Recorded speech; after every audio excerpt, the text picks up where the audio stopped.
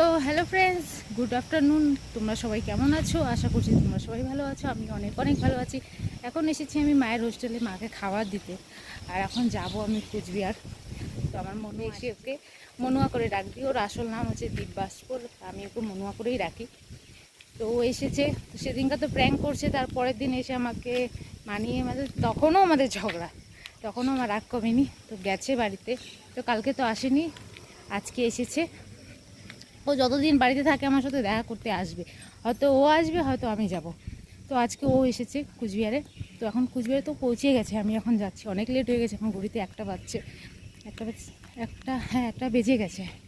তো এখন আমি যাচ্ছি ওর সাথে দেখা করতে। আর এমনি চলে যাবে কিছুদিন পরে ও ভুটানে যাওয়ার কথা ছিল। তো এখন বলছে ভুটানে কাজ করতে যাব না, বাইরে যাব, সিকিমে যাবে।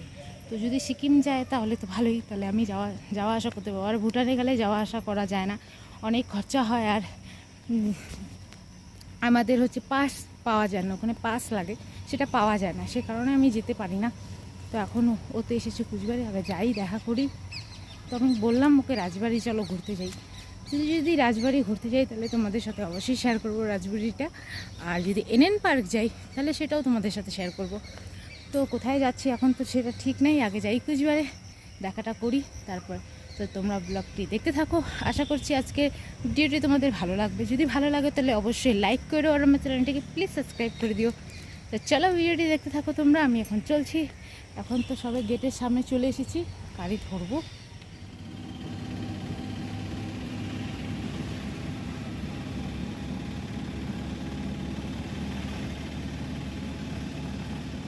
তো আমি চলে আসলাম এখন কুচবিহারে। তো এখন আমি একটু আগে নেমে গেছি, তো বাস স্ট্যান্ডে দাঁড়িয়ে আছে, তো সেখানেই যাচ্ছি আমি। তো আমরা চলে আসলাম রাজবাড়িতে। তো এটা রাজবাড়ির পিছন সাইডটাতে, তো ওখানে টিকিট কাটছে। আর হয়তো কালকে বৃষ্টি হয়েছে, সে কারণে দেখো এখানে পুরোটাই জল লেগে গেছে। আর রাজবাড়িতে একটু বৃষ্টি হলেই জল লেগে যায় রাজবাড়ির মানে রাস্তার সাইডটাতে আর রাজবাড়িতে। তো দেখো ওখানে ও দাঁড়িয়ে দাঁড়িয়ে টিকিট কাটছে, আর আমি এখানে দাঁড়িয়ে ওপর ভিডিও করছিলাম। তো এখন আমরা যাব রাজবাড়ির হচ্ছে উল্টা সাইডে, সেটাই তোমাদের সঙ্গে শেয়ার করবো। তো তারপর আমরা প্রথমে বসে পড়লাম ঝুলাতে। তো এইখানে বসে আমরা ঝুলা ঝুলছিলাম বাচ্চাদের মতন, কারণ খুবই মজা লাগছিল। আর আজকে একটু ফাঁকা ছিল সে কারণে। আর এই ঝুলাটাতে আগে না যখন দাদা ছিল তখন আমি দাদা মিলে এইটাতে ঝুলতাম, খুব মজা হতো। তা ও আমাকে ঝুলাচ্ছিল আর আমি বসেছিলাম, আর আমি খুব ভয় পাচ্ছিলাম যদি ভেঙে যায় তাহলে কি হবে। ও বলছে আস্তে ঝুলাও আস্তে ঝুলাও, আর ও খুব মজা করে ঝুলছিল। তো দুলার পর আমরা এখন যাব ভিতরে। তো এখানে অনেক কিছু খাবার পাওয়া যায়, তো সেটাই খাবো। করবি আর প্র্যাঙ্ক করবি আমার উপর। তারপরে দেন আমরা এখানে খেলাম হচ্ছে এগরোল, আর ও এগরোল খাচ্ছিল এখানে বসে। আর আজকে অনেক ফাঁকা ছিল, আর বৃষ্টি হয়েছিল বলে লোকও কম ছিল।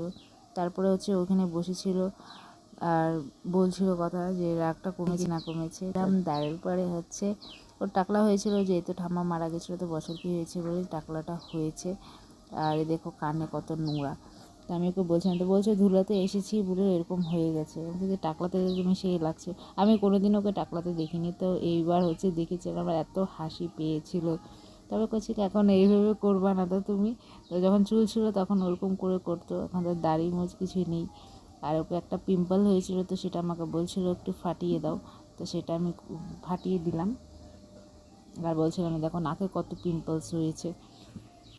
দেন তারপরে গল্প সল্প করার পর আমরা চলে যাচ্ছি এখন বাজারের দিকে।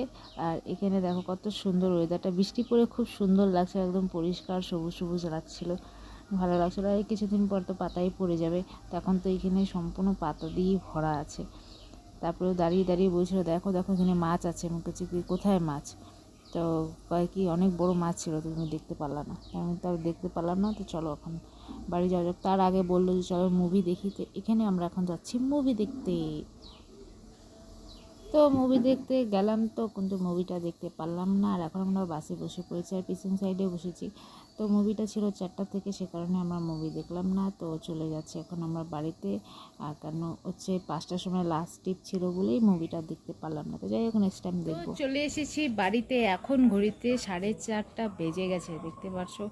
আর ও গেল এখন বাজারে। তো আমাকে একটা বাস নিয়েছিলাম, ভেবেছিলাম মুভি দেখতে যাব। তো ওখানে মুভি হচ্ছে 5টা থেকে না, তো 4:15 থেকে শুরু হবে আর রাত্রে 7টায় শেষ হবে। তো অনেক লেট হয়ে যাবে, সে কারণে ও মুভিটা দেখলো না। আমরা রাজবাড়ি ঘুরলাম, তারপরে খাওয়া দাওয়া করলাম, একটুক্ষণ কথাবার্তা বললাম। তো এখন ও পুন্ডিবাড়ি বাজার থেকে গাড়ি ধরবে, যেহেতু ও নিজের জায়গার বাস মিস করে দিয়েছে আমার জন্য। তা আমি বললাম বই দেখবো না, চলো মুভি দেখবো না। তো ও বললো মুভি দেখবে, তো সে কারণে আমি বাস থেকে নেমে গেলাম মুভি দেখবে। পর মুভি দেখা হলো না। তো এখন ও আমাকে পুন্ডিবাড়ি ছেড়ে দিয়ে ও বাস স্ট্যান্ডে বসে আছে, ওখান থেকে গাড়ি নেবে। আমাকে বললো তুমি যাও, আমি চলে আসলাম, এখন আমি যাব। তো আজকের ব্লগটি এখানেই শেষ হচ্ছে। আশা করছি আজকের ব্লগটি তোমাদের ভালো লাগবে। ভালো লাগলে অবশ্যই লাইক করো, শেয়ার করো, আর আমার চ্যানেলটিকে প্লিজ প্লিজ প্লিজ সাবস্ক্রাইব করে দিও।